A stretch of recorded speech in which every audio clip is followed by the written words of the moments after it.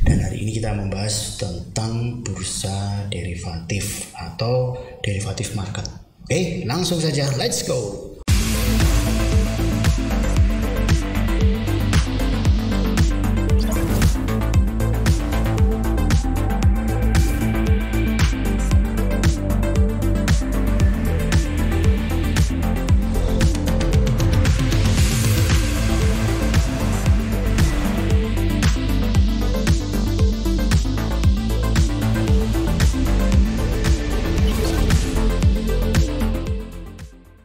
Hai, kita ketemu lagi di Matahari Basic, di mana kita akan membahas banyak hal dengan cara sederhana dan analogi yang mudah dipahami.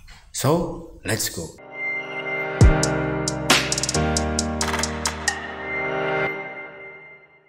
Derivatif market, bursa derivatif. Apa sih maksudnya bursa derivatif itu? Deskripsinya, bursa derivatif itu adalah tempat bertemunya penjual dan pembeli untuk bertransaksi di produk-produk derivatif. Udah selesai.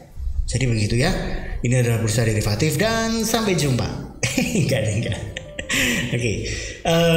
Justru ini menjadi simpel tapi nggak simpel. Deskripsinya sih simpel. Ya tetap market, tetap tempat ketemunya penjual dan pembeli. Cuma produk-produknya, produk derivatif ini apa? Derivatif itu turunan. Produk yang nilainya berasal dari sesuatu yang lain. Maksudnya gimana? Sebenarnya kita sering melakukan transaksi-transaksi derivatif di kehidupan kita sehari-hari. Cuma sayangnya kita kadang menyadari, kadang enggak. Pada suatu saat pernah kan ini Scoopy, motor Scoopy itu sangat laris banget. Nah di situ saking larisnya orang itu nggak bisa beli langsung karena nggak ada barangnya, udah habis, masih diproduksi di pabrik sana tapi belum sampai ke dealer. Nah disitulah kemudian muncul konsep inden, pesan. Oke, kalau mau pesan dulu. Oh ya sudah, berapa untuk pesan? Uang deposit untuk keseriusan itu 3 juta. Oke, nggak ada masalah. Karena saya suka, saya inden.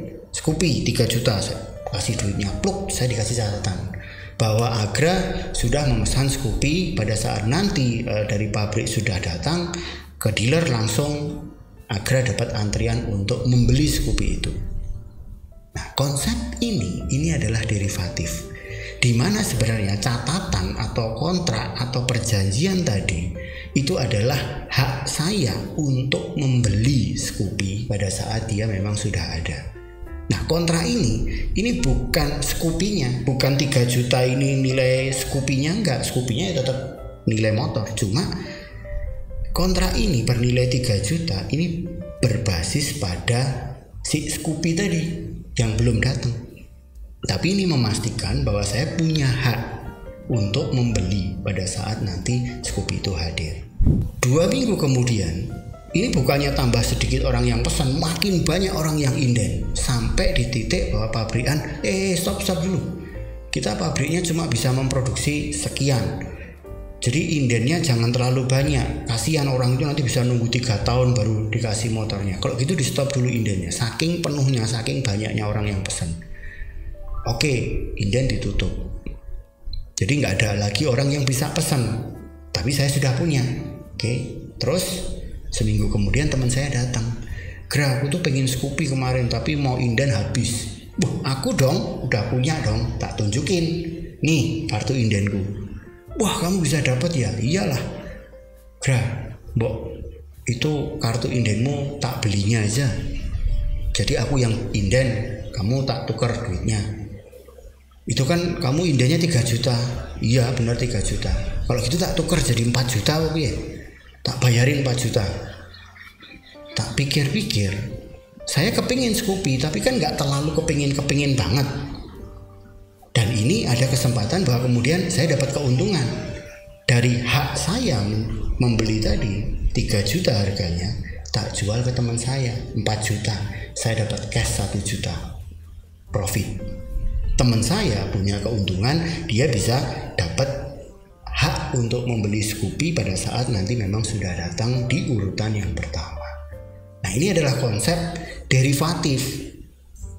Jadi kalau dari konsep ini sebenarnya teman-teman Pasti banyak kemudian memberikan bayangan atau wah saya pernah ini, dan itu adalah kegiatan-kegiatan di mana teman-teman memanfaatkan produk derivatif gitu. Jadi konsepnya produk derivatif ini seperti ini.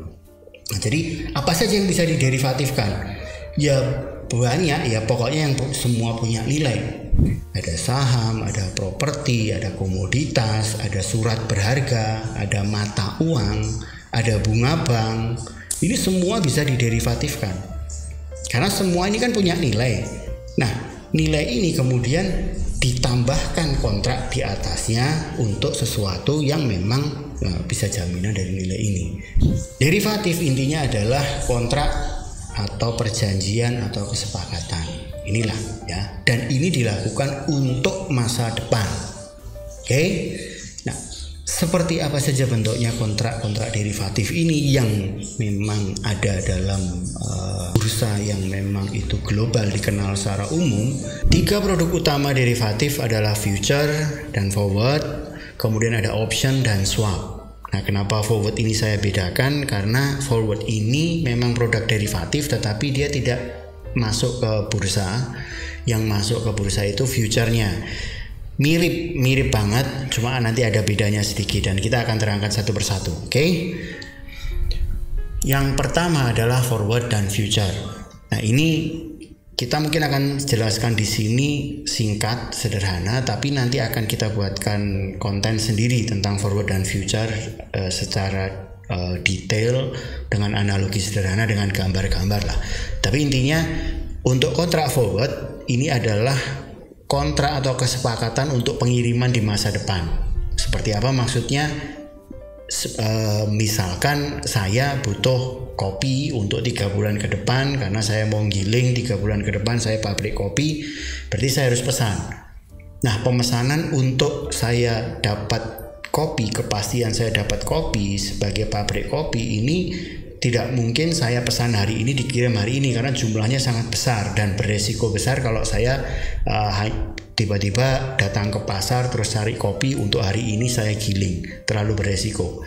Jadi saya pesan jauh-jauh hari sebelumnya.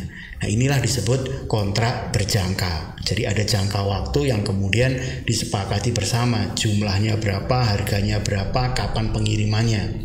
Nah, ini disebutnya kontrak forward. Biasanya dilakukan direct antara saya yang memang pemesan kopi dengan produsen kopinya. Nah, ini basic dari forward. Terus bedanya dengan future apa?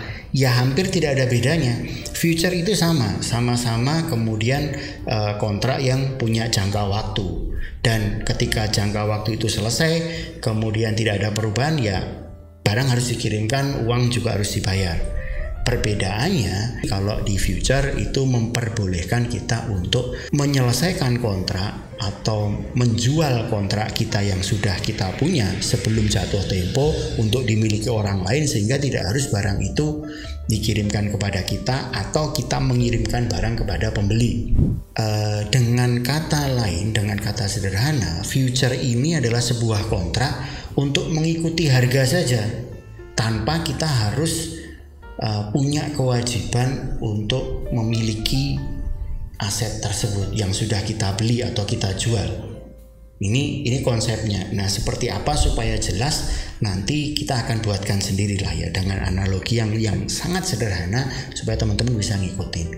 Tapi yang jelas ini ya, 2 kontrak ini adalah kontrak jual beli untuk mengirimkan atau menerima barang di masa depan. Jadi poin pertama adalah forward dan future ini adalah jual beli, kontrak jual belinya. Oke. Next, option. Option ini apa? Adalah kontrak untuk memiliki hak beli atau jual aset di masa depan. Jadi bukan kewajiban yang ada di sini, tetapi adalah hak, pilihan, ada opsi. Kasusnya seperti apa ya? Seperti tadi contoh yang di depan. Saya punya hak untuk membeli Scoopy pada saat dia memang sudah ready di dealer. Tapi belum tentu itu kewajiban. Ketika itu Scoopy sudah datang, terus saya pas nggak bawa duit, terus saya bilang ke dealer, saya batalin deh. Oh ya sudah. Ketika dibatalin ya berarti uang saya inden itu akan hangus. Nah yang terakhir atau yang ketiga adalah swap. Swap ini apa? Kontrak untuk menukar seluruh atau sebagian dari nilai aset di masa depan. Seperti apa? Mostly ini digunakan untuk menukar suku bunga di perbankan. Jadi saya dengan teman saya sama-sama meminjam uang di bank, kemudian tapi karena satu dan lain hal, kondisi perusahaan saya dan perusahaan teman saya, bank teman saya dan bank yang tempat saya meminjam itu punya kebijakan yang berbeda, saya bisa mendapatkan bunga yang berbeda daripada teman saya. Nah ini bisa saling menukar dengan kesepakatan untuk mendapatkan sedikit keringanan atau keuntungan lah, advantage dari kondisi ini sehingga win-win solution. Ini kita akan jelaskan dalam konten khusus untuk swap ini seperti apa. Tapi intinya teman-teman tahu bahwa tiga hal ini, future, option, dan swap ini punya kondisi yang berbeda. Future itu adalah kontrak untuk jual beli, sementara option itu adalah hak untuk jual atau beli, dan swap ini adalah tukar menukar. Ini seperti itu ya konsepnya. Nah, fungsinya untuk apa? Kegunaan dari derivatif ini, yang pertama adalah hedging atau lindung nilai, yang kedua adalah arbitrase, yang ketiga adalah solusi, yang keempat ini yang paling banyak pada faktanya saat ini adalah spekulasi atau gambling. Oke, hedging, maksudnya hedging seperti apa? Aksi lindung nilai. Ya, ketika saya menggunakan kontrak berjangka, kalau saya itu adalah produsen kopi, saya panen kopi yang mungkin terjadinya panen kopi itu 5 bulan lagi, saya sudah bisa melindungi bahwa 5 bulan lagi ketika saya panen itu sudah pasti ada pembelinya dengan harga yang sudah disepakati. Tidak ada kondisi aksi lindung nilai di situ.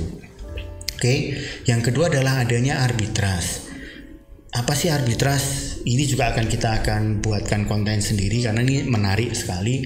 Tapi intinya arbitrase ini adalah kondisi di mana kita bisa mendapatkan keuntungan dari aset yang sama tetapi memiliki harga yang berbeda di pasar yang berbeda. Kalau contoh realistisnya adalah pada saat ada terjadi perbedaan harga saham yang sama, misalkan sama-sama IHSG, Indeks Harga Saham Gabungan Indonesia, dan itu dirilis di BEJ, di Bursa Efek Jakarta itu nilainya 10.000 misalkan, tetapi ketika itu rilis di Singapura harganya 11.000. Muncul kondisi di mana saya bisa beli di BEJ dan saya jual di bursa di Singapura. Ini kondisinya seperti itu. Ini pasti akan kita buatkan sendiri secara khusus. Menarik sekali seperti apa arbitrase itu. Dan kemudian kegunaan derivatif yang lainnya adalah solusi. Seperti apa solusi yang bisa ditawarkan dalam kondisi derivatif ini? Salah satunya adalah ketika kita menggunakan opsi perdagangan berjangka berupa future dan option secara bersama-sama. Itu kita bisa benar-benar menghilangkan kondisi kita tidak memiliki barang yang kita inginkan. Maksudnya seperti apa? Misalkan saya pabrik kopi, saya butuh kopi untuk saya olah menjadi kopi saset, kopi siap minum dan lain sebagainya. Saya selalu butuh kopi. Kapanpun itu jumlahnya juga sudah saya sesuaikan. Kebutuhan saya per hari sekian, per 3 bulan sekian. Nah, ketika 3 bulan ke depan saya pesan kopi kepada petani A, dia sanggup mengantarkan kepada saya kopi sebanyak 100 ton. Itu saya membuat kontrak berjangka future dengan petani ini. Oke. Saya beli 100 ton dari Anda 3 bulan lagi. Oke, siap. Tapi saya juga tetap harap-harap cemas. Ya kalau 3 bulan itu benar-benar dia punya kopi untuk dikirimkan kepada saya jumlahnya 100 ton. Kalau tidak, saya harus melindungi hedging saya yang lain apa, atau saya punya potensi masalah ini. Nah, untuk saya menghilangkan potensi masalah itu, maka saya membeli kontrak opsi kepada petani B. Kondisi ini menciptakan bahwa kalau petani A gagal mengirimkan kopi kepada saya punya cadangan petani B. Kalau petani B nanti gagal, saya punya cadangan petani C dengan pilihan opsi-opsi tadi. Nah, ini membuat kemudian kondisi memiliki solusi. Nah, ini menjadi sesuatu yang luar biasa sebenarnya sistemnya. Awalnya luar biasa. Tapi karena yang keempat ini sekarang lebih banyak perannya di sini, ya akhirnya 3 di atas itu menjadi seperti sesuatu yang kayak ketinggalan zaman. Padahal nggak seperti itu. 3 hal di atas itu adalah kegunaan derivatif yang punya fungsi utama benar-benar adalah mengurangi resiko. Sementara yang keempat itu benar-benar malah nambah resiko yang paling besar. Terus spekulasi itu apakah kegunaan utama? Ya kalau dipikir-pikir enggak, tapi kalau dilihat dari realitanya terbanyak saat ini adalah spekulasi atau gambling.